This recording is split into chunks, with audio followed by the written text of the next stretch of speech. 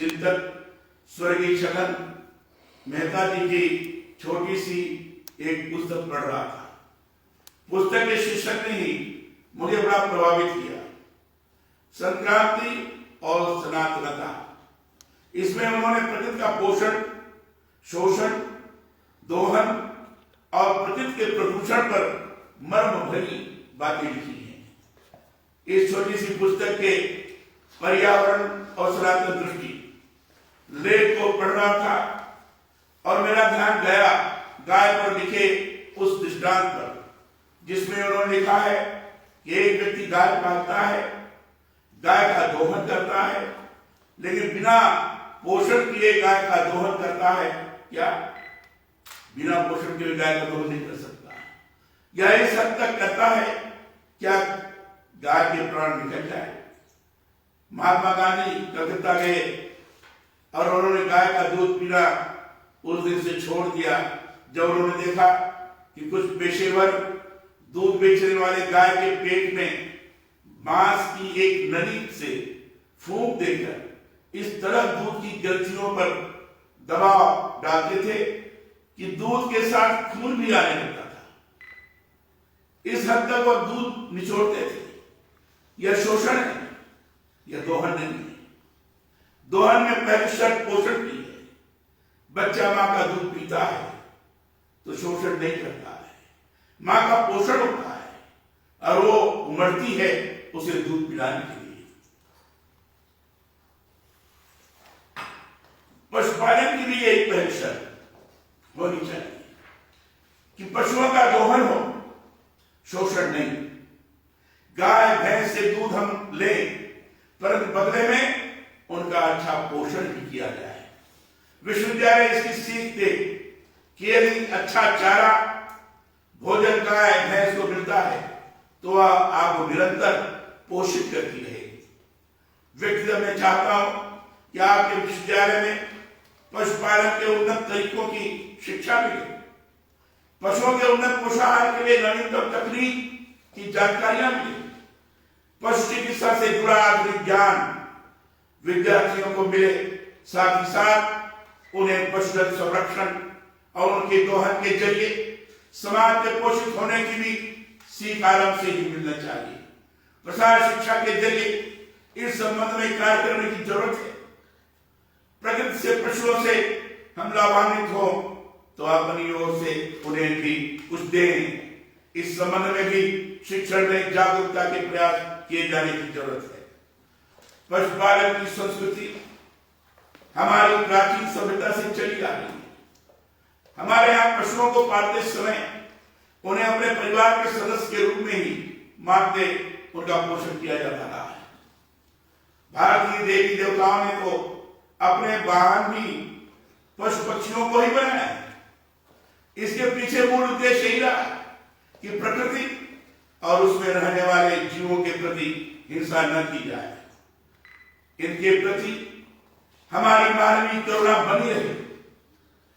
विष्णु जी का वाहन गरुड़ है, भगवान शिव का वाहन नंदी, मां सरस्वती का वाहन हंस, लक्ष्मी का वाहन उल्लू, मां पार्वती का बाघ, गणेश जी का मूषक, कार्तिकेय का मयूर, यमराज का भैंसा और ऐसे ही दूसरे देवी देवताओं का वाहन है। प्रकृति और पशुधन ही तो हमें पोषित करते हैं। गाय को हम माता कहते हैं, इसलिए कि वह जो दूध प्रदान करती है उससे कितने सारे और पोषक उत्पाद हमें मिलते हैं। दूसरे पशु भी हमें भौतिक रूप में ही अपने उत्पादों से संपन्न नहीं करते, बल्कि उनसे पारिस्थितिकी संतुलन भी बना रहता है। प्रकृति का संतुलन तभी है जब तक मनुष्य के साथ पशु पक्षी तथा दूसरे जीव जंतुओं का भी अस्तित्व है। प्राचीन ग्रंथों में पशु व्यवसाय के साथ उनकी देखभाल और चिकित्सा के संबंध में महत्वपूर्ण जानकारियां हैं। महाभारत में आता है कि नकुल अश्व चिकित्सा में पारंगत था। सहदेव को गायों के बारे में तमाम तरह की जानकारियां थी। इनके द्वारा अश्व चिकित्सा और गौ शास्त्र पुस्तकें लिखे जाने का भी उल्लेख मिलता है। कौटिल्य ने अपने अर्थशास्त्र में अश्वों और हाथियों के रोगों की चिकित्सा के लिए सेना में पशु चिकित्सकों की नियुक्ति की थी। मैं जब राजस्थान आया और यहाँ के इतिहास के बारे में पढ़ा तो यह जानकर सुखद लगा कि देश में 1827 ईस्वी में पूना में सैनिक पशु चिकित्सा विद्यालय स्थापित हुआ था और इसके बाद 1882 ईस्वी में अजमेर में ऐसा ही देश का दूसरा विद्यालय स्थापित हुआ। इसका अर्थ स्पष्ट है कि राजस्थान पशुधन संपदा में ही नहीं पशु चिकित्सा में भी आरंभ से ही अग्रणी रहा है। वेटरनरी विश्वविद्यालय बीकानेर का भी अपना एक इतिहास है। रियासत काल में ही यह स्थापित हो गया था। मुझे बेहद प्रसन्नता है कि पिछले कुछ वर्षों के दौरान निरंतर इसका चहुमुखी विकास हुआ है। आज यह देश के ख्यातनाम पशु चिकित्सा शिक्षा एवं पशु अनुसंधान संस्थान के रूप में शैक्षिक उत्कृष्टता के केंद्र के रूप में अपनी पहचान बनाया हुआ है। मैं यह मानता हूं कि प्रदेश की अर्थव्यवस्था में आपके विश्वविद्यालय की भी परोक्ष रूप से अग्रणी भूमिका है। यह बात इसलिए कह रहा हूं कि ग्रामीण क्षेत्रों में पशुपालन आज भी किसानों की आय की महत्वपूर्ण गतिविधि है। कृषि पर आश्रित परिवारों को इससे अनुपूरक आय तो प्राप्त होती है, साथ ही पशु उत्पाद प्रोटीन के भी प्रमुख स्रोत है। अभी त्रिलोचन महापात्रा जी ने स्वयं इस बात को कहा है कि इस माध्यम से जो किसान की आय दोगुनी हो, प्रधानमंत्री ने अपेक्षा की है। अगर इस पशुधन की तरफ विशेष रूप से ध्यान देकर चला जाए तो निश्चित रूप से केवल दुगनी ही नहीं तो तिगुनी हो सकती है।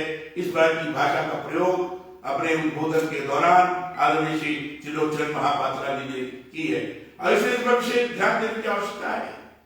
अकाल एवं अन्य प्राकृतिक आपदाओं के दौर में गांव में एकमात्र पशुधन ही आय का स्रोत रह जाता है। इसलिए जरूरी है कि पशु चिकित्सा एवं पशु विज्ञान के क्षेत्र में इस तरह के कार्य निरंतर किए जाएं जिनसे पशुधन संरक्षण के साथ ही स्थानीय आय में भी वृद्धि हो सके। राजस्थान की सकल घरेलू आय का 30 से 50% पशुपालन से ही प्राप्त होता है। मुझे यह बताया गया है कि राज्य की जीडीपी में लगभग 11% का योगदान पशुपालन क्षेत्र का है। मैं यह मानता हूं इसमें विश्वविद्यालय द्वारा विकसित नवीनतम पशुधन संरक्षण तकनीक, संस्थागत और नीतिगत समर्थन का भी अपना योगदान है। मुझे ये जानकर सुखद लगा है कि विश्वविद्यालय में देशी गोवंश में भ्रूण प्रत्यारोपण तकनीक से उच्च उत्पादन वाली संतति प्राप्त करके दुग्ध उत्पादन बढ़ाने और अच्छी नस्ल विकसित करने के निरंतर प्रयास किए जा रहे हैं। इसके लिए मैं विश्वविद्यालय को बधाई देना चाहता हूं। मुझे बताया गया है कि वेटरनरी विश्वविद्यालय द्वारा राज्य के सर्वश्रेष्ठ देशी गौवंश की 6 प्रमुख नस्लों के संरक्षण एवं संवर्धन का कार्य किया जा रहा है। राज्य में स्थापित 8 पशुधन अनुसंधान केंद्रों के जरिए स्वदेशी गौवंश पर भी अनुसंधान का लाभ पशुपालकों को मिल रहा है। इसके लिए मैं विश्वविद्यालय की सराहना करता हूं, प्रशंसा करता हूं। यह समय वैश्विक प्रतिस्पर्धा का है। मैं चाहता हूं विश्वविद्यालय पशुधन संरक्षण और चिकित्सा से जुड़े नए आयामों के लिए पशुपालकों को जागरूक करने का प्रभावी कार्य प्रसार शिक्षा के तहत करे। मैं चाहता हूं कि विश्वविद्यालय पशु चिकित्सा एवं पशुधन संरक्षण के लिए किए जा रहे आपके कार्यों का लाभ अंतिम छोर पर बैठे राज्य के पशुपालकों को भी प्राप्त हो। विश्वविद्यालय के पशु विज्ञान केंद्र इसमें प्रभावी भूमिका निभा सकते हैं। इनके जरिए गांव ढाणी तक बैठे किसानों और पशुपालकों को नवीनतम वैज्ञानिक तकनीक के बारे में अधिकाधिक जानकारी उनकी अपनी भाषा में देने का प्रयास किया जाना चाहिए। स्थानीय समस्याओं पर अनुसंधान या उनका समाधान भी इससे स्थानीय स्तर पर संभव हो सकेगा। उन्नत पशुपालन प्रशिक्षण, रोग निदान सेवाओं के सरल तरीकों आज के बारे में पशुपालकों को बड़े स्तर पर लाभ पहुंचाया जाना चाहिए।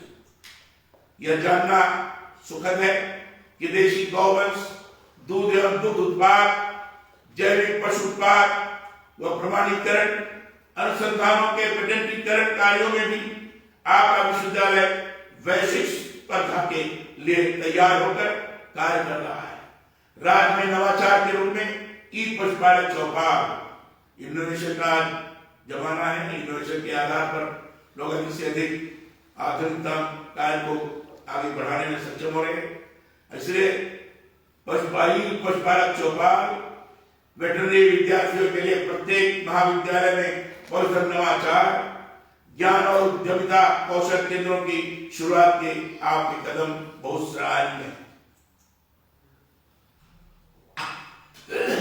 राज्य में गौशालाओं के तकनीकी सुदृढ़ीकरण अभियान के तहत पायलट प्रोजेक्ट शुरू करने, 13 गौशालाओं को गोद लेकर वहां तकनीकी मार्गदर्शन, यूनिवर्सिटी सोशल रिस्पॉन्सिबिलिटी के तहत जयबलसर और गाढ़वाला गांव को गोद लेकर विकसित करने के आपके कार्य स्थानीय लोगों के जीवन में सकारात्मक बदलाव लाएंगे, ऐसा मेरा विश्वास है। मेरा मानना है कि किसी भी शिक्षण संस्थान में अनुकूल शैक्षिक वातावरण और गुणवत्ता के साथ प्रभावी शिक्षण से ही सकारात्मक परिणाम प्राप्त किए जा सकते हैं। इसके लिए सतत कार्य करने की जरूरत है। जैसे हमारे कुलपति महोदय ने अपने उद्बोधन के अंतर्गत बताया कि इस विश्वविद्यालय की तरफ से जिस ढंग से किसान विज्ञान केंद्र, कृषि विज्ञान केंद्र हम खोले जा रहे हैं, उसी ढंग से पशु विज्ञान केंद्र भी इन्होंने 15 स्थानों पर स्थापित किया है। ये भी एक स्तुत्य कार्य है, इसे प्रशंसा करनी चाहिए। दीक्षांत समारोह आप सभी विद्यार्थियों के लिए इस रूप में भी महत्वपूर्ण है कि यह आपके सच होते भविष्य के सपनों का उत्सव है। विश्वविद्यालय में सीखा हुआ ज्ञान आपके सुनहरे भविष्य का संवाहक बने, यही मेरी स्वस्थ कामना है। महात्मा गांधी ने कभी कहा था कि शिक्षा मात्र साधन है और यदि यह सच्चाई, संकल्प, धैर्य और ऐसे ही अन्य गुणों से युक्त नहीं होगी तो यह निर्जीव हो जाएगी। हमारे यहाँ इसलिए मनुर्भव होने का संदेश प्रचारित किया गया है, अर्थात मनुष्य बनिए। शिक्षा का उद्देश्य एक बेहतर मनुष्य बनना ही है, अपने लिए नहीं, दूसरे व्यक्तियों, प्रकृति और पशु पक्षियों के भी हम काम आ सके, इसकी बड़ी मानवता और क्या हो, तो इससे बड़ी मानवता और क्या हो सकती है। आइए राजस्थान पशु चिकित्सा एवं पशु विज्ञान विश्वविद्यालय को मनुष्य बनने के गुणों के साथ देश के प्रमुख उत्कृष्ट शिक्षा केंद्र के रूप में स्थापित करने की आकांक्षा के साथ हम सभी आगे बढ़े। मैं फिर से डिग्री और स्वर्ण पदक प्राप्त करने वाले विद्यार्थियों को बधाई और शुभकामनाएं देता हूं। बहुत बहुत धन्यवाद। जय हिंद।